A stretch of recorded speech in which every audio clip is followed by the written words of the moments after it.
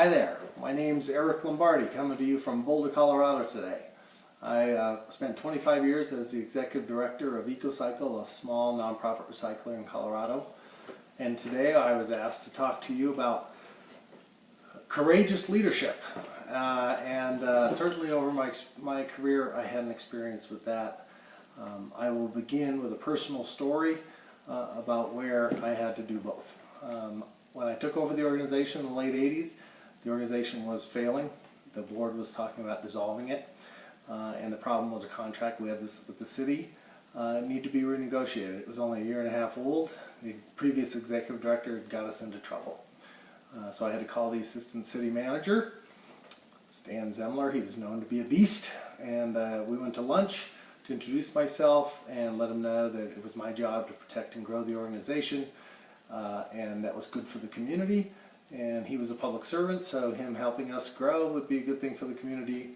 And unfortunately, we were no longer going to be able to perform under the existing contract. We needed it changed.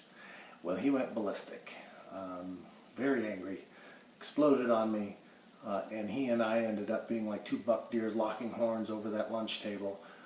And I had to respond professionally. I had to stand up to him. That was the courageous part. I also had to convince him that I knew what I was doing. And we were competent, and it was worthwhile redoing the contract and going forward with this. I convinced him, and so we put together a new contract. But then a month later, we had to bring that to the city council. And again, on the city council was another very strong personality. He was not at all happy hearing about this, and he publicly shamed the organization and me by saying he thought that we were rinky-dink, we didn't know where our money was going. And so I had to stand up and tell him that wasn't true. We knew exactly where our money went. We knew what we were doing, and I was going to prove it to him. So I went back to the shop after that meeting, not knowing if it was true or not. I got with our part-time accountant and started going through the books to figure out, do we know where our money's going? And put together an argument and a case, had a private meeting with him a month later, convinced him that, yes, we know what we're doing, yes, we know where our money's going, and in fact, we're competent. And that's the leadership part. I had to convince him. I had to be brave to stand up to these two very strong personalities who had so much power over our future, but I also had to convince them that we were still a good partner and we were going to be a better partner in the future. So over the next 25 years, that indeed happened, and learned a lot of lessons about leadership over that period, and I'll share a few of them with you. The first one is that a good leader has to be very self-confident in public. Be anxious at home, but in public you have to be very self-confident, because that's what people follow. They expect their leaders to be confident and knowledgeable and know what they're doing, and worthy of being listened to and followed. So how do you get self-confident? Total knowledge. Be the smartest one in the room. Read everything. Take time every day to read. Make sure you're at the cutting edge of your field. You never want to be caught in a meeting where someone asks a question and you don't have at least an intelligent response. You may not be right all the time, but you're familiar with the whole field plus some, and you bring in new context for people to build the vision. And that's the third point. You want to have passion. You need to build a big vision for people to follow. And it's very important that, so what I was going to say was, you have passion, you have vision, and you have to believe it yourself. Because people can tell if you're being authentic or not. And so really build up a vision, find the passion inside yourself, and then live it. People will pick up and follow that.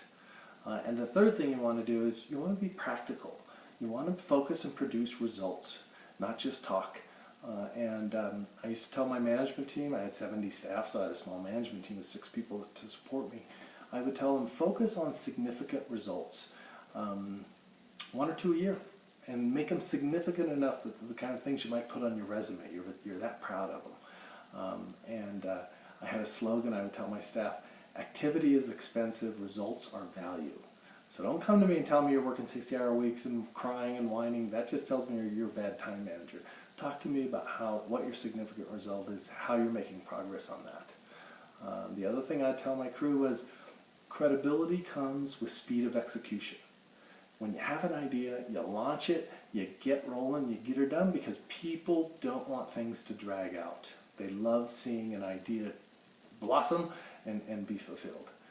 And finally, the fourth point here about leadership is, and some of you won't want to hear this, you're going to have to be a performer in public.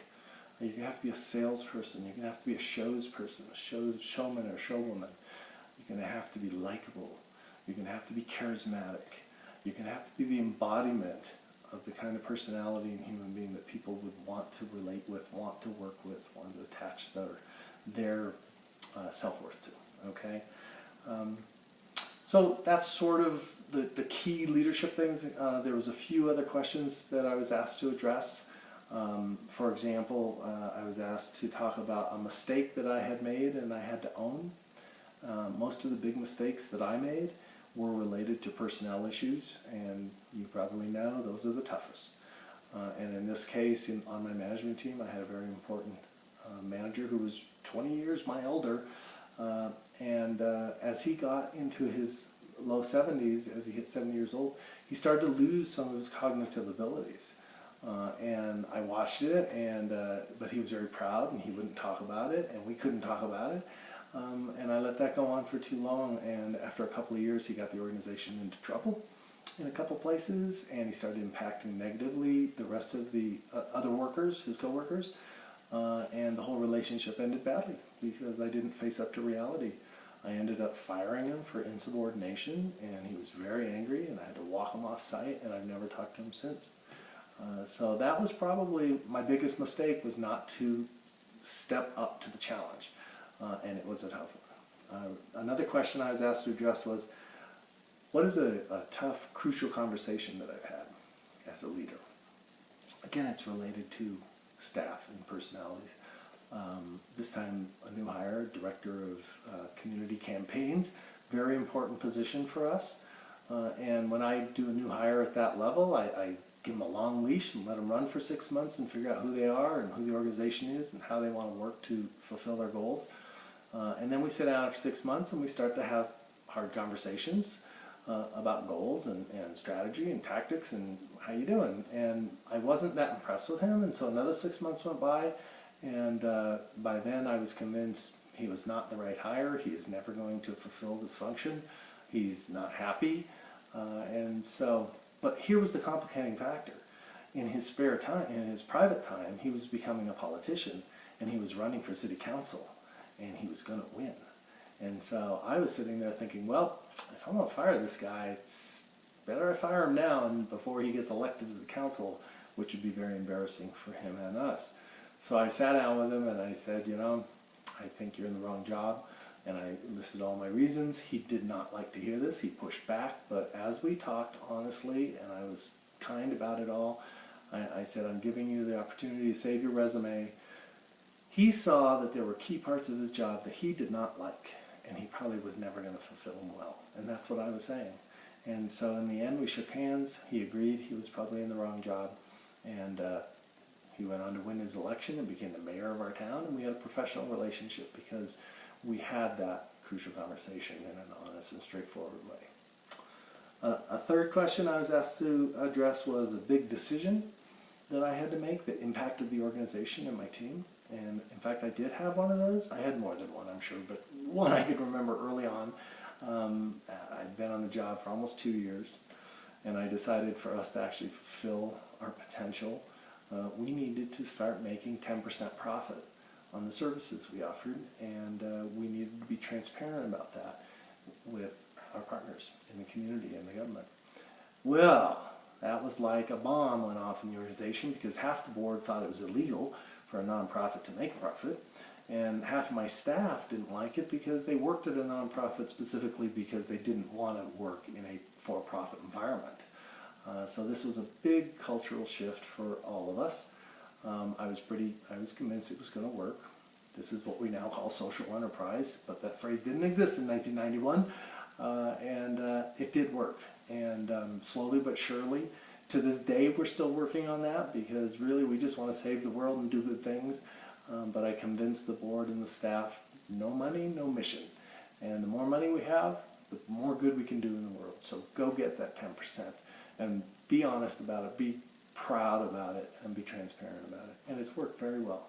And that was part of the reason I'm so excited about social enterprise. And finally, the last one was, what's the role of communications? And communications are everything. And it's not just good written word and good speech making. My communications director and I decided people follow not only an idea, but they follow human beings, they follow people.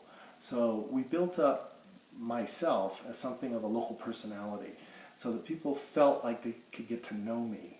And if they joined the vision of a zero waste community and they had ideas, I became very public and very approachable. So that I was sort of the vessel, I was the embodiment of the vision. And people could meet with me and give me their ideas, and it became a dialogue between people, not just an idea out there that we were chasing. And it was very effective. So I'll close with one of my favorite quotes by Buckminster Fuller. And he said that to change the world, don't spend your time fighting the old way, spend your energy creating the new way, and people will come. And I believe that. So best of luck.